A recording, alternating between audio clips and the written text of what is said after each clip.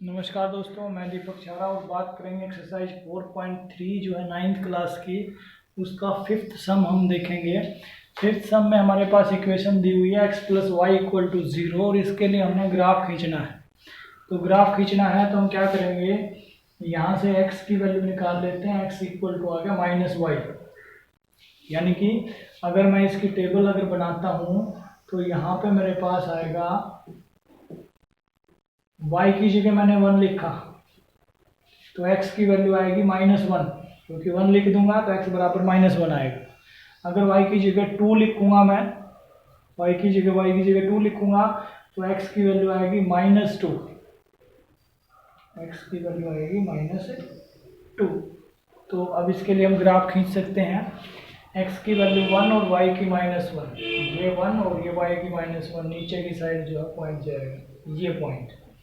फिर दूसरा है x की -2 और y की, हाँ उल्टा कर दिया भाई, x की वैल्यू -1 थी, x की वैल्यू -1 तो यहाँ पे, और y की 1 थी, यहाँ पे पॉइंट आएगा। दूसरा x की -2 और y की 2, तो इन दोनों पॉइंट्स को मिलाते हुए लाइन हम खींच देंगे।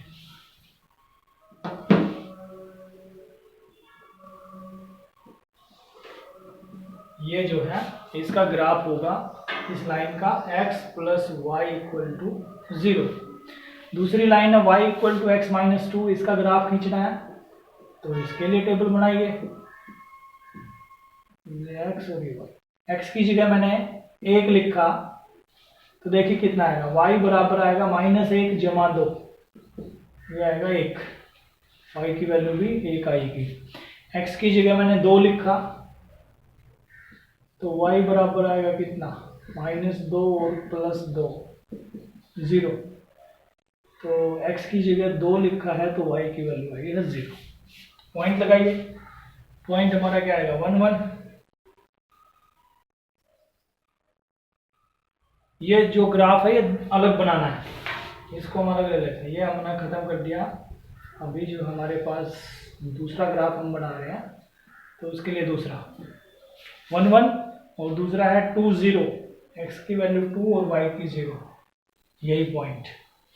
तो इन दोनों पॉइंट को मिलाते हुए हम लाइन खींच देंगे। तो ये हमारा क्या था, फिफ्थ सम। नेक्स्ट देखते हैं सिक्स्थ। नेक्स्ट एक्सरसाइज का sixth sum, if work done by a body on application on a constant force is directly proportional to distance travel by the body. ये कहता कि कोई जो है काम, वर्क जो है, वर्क को हिंदी में कार्य बोलते हैं, वर्क जो है वो हमारा डायरेक्टली प्रोपोर्शनल है फोर्स और डिस्टेंस के साथ। F इंटू डिस्टेंस को हम d ले लें, ये हमारी इक्वेशन दी हुई है एक तरह से।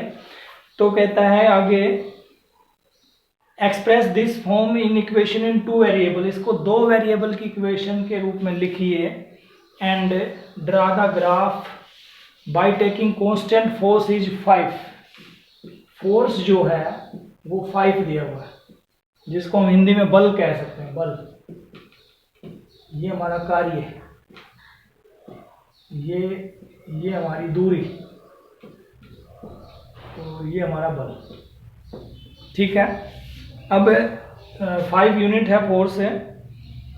Also read the graph distance travel by the body is, 2 part है इसके। पहले पार्ट में 2 यूनिट है डिस्टेंस यानी कि दूरी, और दूसरे पार्ट में डिस्टेंस है 0 यूनिट।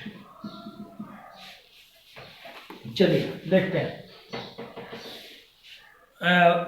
इसको कार्य को हमने y एक्सिस ले लिया और जो हमारा फोर्स है वो 5 है ही, और डिस्टेंस को हमने ले लिया x।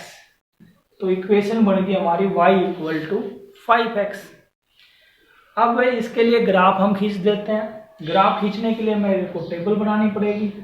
मैं टेबल इसकी बना लेता हूँ, x और y। x की जगह मैंने 2 लिखा, तो देखिए x की जगह 2 लिखूंगा तो y की वैल्यू आएगी 10, 5 दूनी 10। x की जगह मैं 0 लिखूं,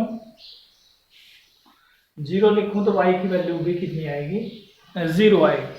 ये पॉइंट दिखाते हैं यहाँ पे 0 0 पॉइंट, तो ये हो गया 0 0 ये पॉइंट। 2 और 10, x की वैल्यू 2 और y की 10, इन दोनों के सामने ये पॉइंट, इन दोनों पॉइंट्स को मिलाते हुए हम लाइन खींच देंगे, ये जो है इसका ग्राफ होगा। लिख दीजिए।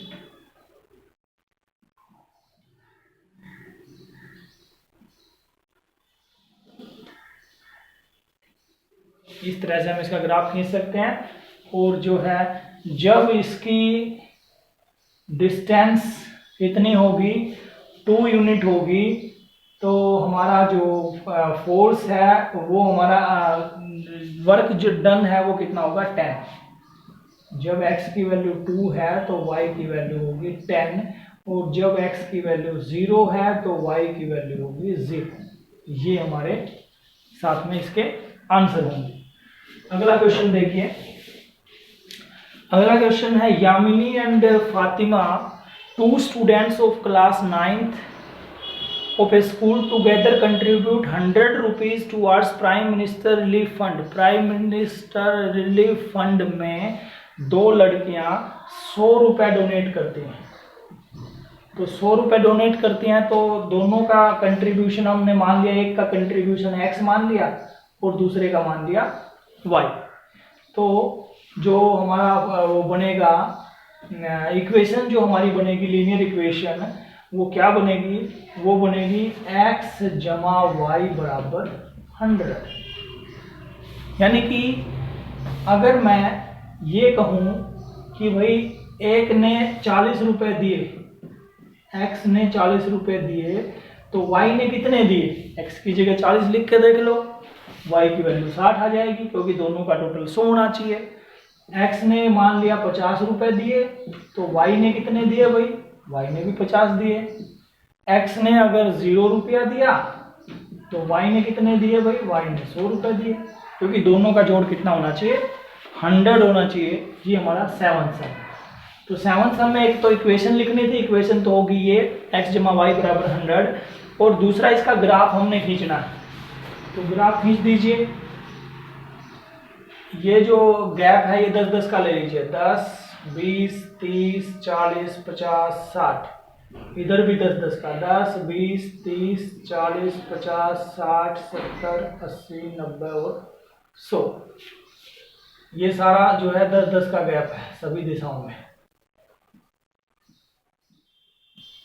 चलिए, तो x की 40 और y की 60, x की 40 और y की 60, इन दोनों के सामने ये पॉइंट हो गया 40 और 60। दूसरा 50 50, ये 50 और ये 50, ये दूसरा पॉइंट हो गया 50 50। बस 2 पॉइंट काफी हैं, खींच दीजिए ग्राफ।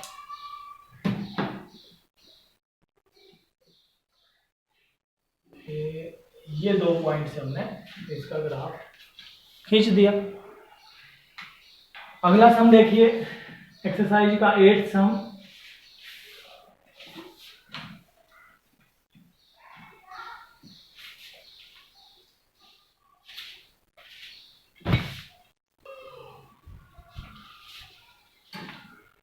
नेक्स्ट क्वेश्चन हमारा 9th क्वेश्चन। फारेनहाइट में हमारा फारेनहाइट और सेल्सियस में जो टेम्परेचर के लिए इक्वेशन दी हुई है उसको कन्वर्ट करने के लिए, तो इसके लिए ग्राफ हमने खींचना फर्स्ट पार्ट में। तो इसको फारेनहाइट को हमने y मान लिया और सेल्सियस को हमने x से डिनोट कर लिया, y इक्वल टू 9/5x + 32। तो इसके लिए ग्राफ खींचना है। तो ग्राफ खींचने के लिए जो है पहले जो है टेबल बना लेते हैं हम। टेबल मैंने बना ली भाई, ये टेबल हमने बना दी, ये x और ये y। x की जगह मैंने 0 लिखा, जब मैं 0 लिखूंगा तो y कितना आएगा, y बराबर आएगा 0 गुना समथिंग 0 जमा 32, तो y 32 आया। एक पॉइंट आ गया 0 और 32, x की वैल्यू 0 और y की 32, ये पॉइंट। 8 8 का गैप किया मैंने, 8 16 24, इधर भी 8 8 का, इधर माइनस और ये। दूसरा x की जगह अगर मैं 5 लिख देता हूँ, 5 लिखूंगा तो 5 से 5 कैंसिल हो जाएगा, y बराबर आएगा 9 जमा 32, 32 और 9 41। अगर मैं इसकी जगह 5 लिख लेता हूँ तो 5 से 5 कैंसिल, y बराबर आएगा 9 जमा 32 41। तो दूसरा पॉइंट आ गया 5 और 41, x की वैल्यू 5, 1 2 3 4 5 6 7 और 8, तो ये हो गया 5 और इधर है 41। ये पॉइंट आ गया हमारा 5 और 41। इनको मिलाते हुए पहला पॉइंट आया था हमारा 32 ये, और दूसरा हमारा है ये। इनको मिलाते हुए हम लाइन खींच देंगे भाई, ये हमारा होगा ग्राफ। इस तरह से ये हमारा ग्राफ बन जाएगा। फिर दूसरी बात करते हैं इसके सेकंड पार्ट की और थर्ड पार्ट की। तो इसी क्वेश्चन का जो सेकंड पार्ट है उसमें कहता है if temperature is 30 degree Celsius, अगर टेम्परेचर को हम सेल्सियस में करें और वो 30 डिग्री हो, सेकंड पार्ट की मैं बात कर रहा हूँ, 30 डिग्री सेल्सियस, तो उसको फ़ारेनहाइट में वो टेम्परेचर कितना होगा। तो C की जगह 30 डिग्री लिख दीजिए, फ़ारेनहाइट में वो आएगा 9/5 इंटू 30 डिग्री प्लस 32। तो फ़ारेनहाइट में होगा 9 छिके 54 जमा 32, 86 डिग्री फ़ारेनहाइट। फिर नेक्स्ट है if temperature is 95 degree Fahrenheit, अगर फ़ारेनहाइट में 95 है तो सेल्सियस में कितना होगा। फ़ारेनहाइट की जगह 95 लिख दीजिए, 95 F की जगह, तो ये होगा 9/5 C प्लस 32 इधर जाएगा, 95 माइनस 32 इक्वल टू 9/5 C, और ये बचेगा 3 और ये बचेगा 6 और ये होगा 9/5 C।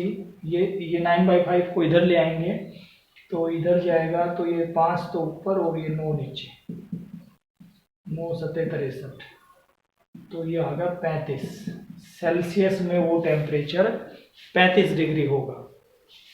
फोर्थ पार्ट है if temperature is 0 degree Celsius what is Fahrenheit, अगर सेल्सियस में हम 0 कर देते हैं, थर्ड पार्ट में सेल्सियस में अगर हमने 0 कर दिया तो फ़ारेनहाइट में होगा 9/5 इंटू 0 प्लस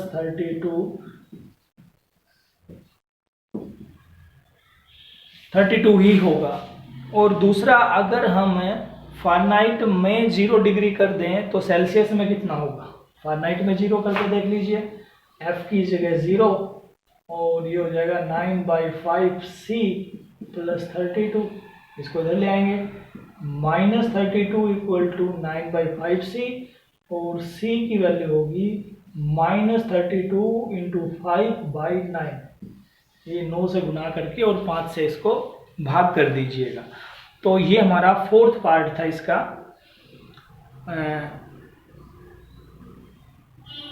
फोर्थ पार्ट था 0 डिग्री के लिए और उसके लिए।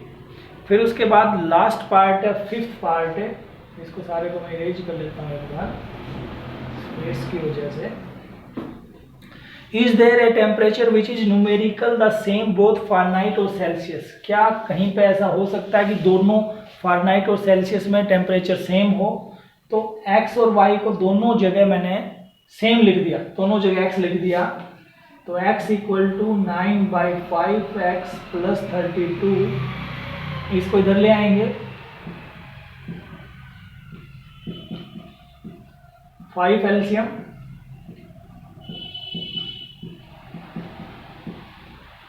तो ये हमारा बचेगा 4x और x इक्वल टू आएगा 32 इंटू 5/4, यानी कि 8 पंजे 40, x की वैल्यू आ गई -40, यानी कि -40 डिग्री जब सेल्सियस होगा और फ़ारेनहाइट में हम बात करेंगे तो दोनों पे जो है वैल्यू हमारी क्या होगी, वो सेम होगी।